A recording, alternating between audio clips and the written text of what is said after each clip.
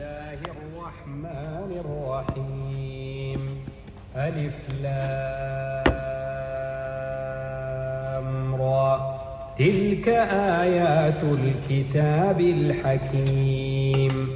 أكان للناس عجبا أن أوحينا إلى رجل منهم أن أنذر الناس وبشر الذين آمنوا أن لهم قدم صدق عند ربهم.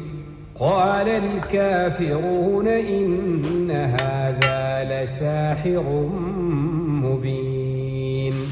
إن ربكم الله الذي خلق السماوات والأرض في 6 أيام ثم استوى على العرش يدبر الأمر ما من شفيع إلا من بعد إذنه.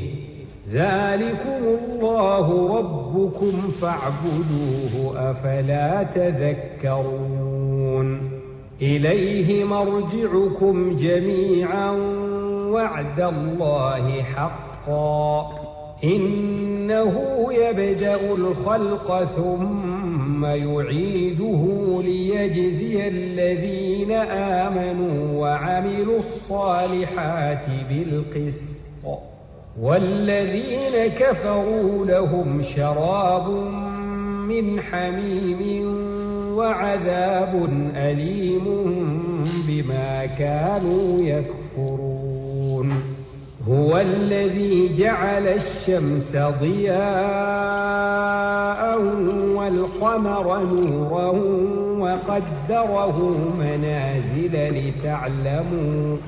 لتعلموا عدد السنين والحساب. ما خلق الله ذلك إلا بالحق.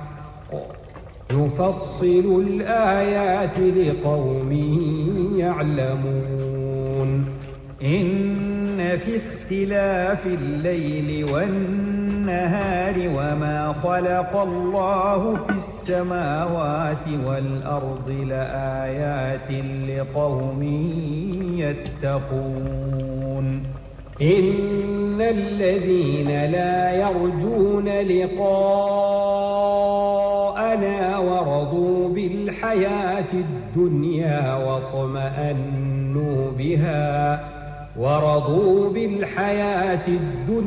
واطمأنوا بها والذين هم عن آياتنا غافلون أولئك مأواهم النار بما كانوا يكسبون. إن الذين آمنوا وعملوا الصالحات يهديهم ربهم بإيمانهم تجري من تحتهم الأنهار في جنات النعيم. دعواهم فيها سبحانك اللهم وتحيتهم فيها سلام. وآخر دعواهم أن الحمد لله رب العالمين. ولو يعجل الله للناس الشر استعجالهم بالخير لقضي إليهم أجلهم فنذر الذين لا يرجون لقاءنا في طغيانهم يعمهون. وإذا مس الإنسان الضر دعانا لجنبه أو قاعدا أو قائما فلما كشفنا عنه ضره مر كأن لم يدعنا إلى ضر مسه. كذلك زين للمسرفين ما كانوا يعملون. ولقد أهلكنا القرون من قبلكم لما ظلموا وجاءتهم رسلهم بالبينات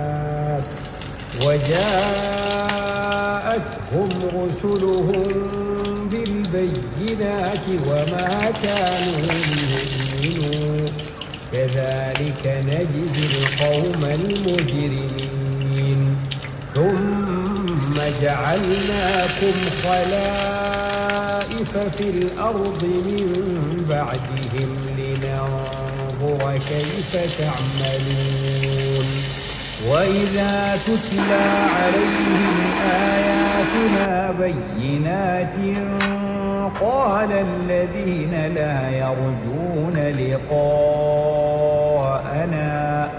قال الذين لا يرجون لقاءنا ائت بقرآن غير هذا أو بدل قل ما يكون لي أن أبدله من تلقاء نفسي إن أتبع إلا ما يوحى إلي إني أخاف إن عصيت ربي عذاب يوم عظيم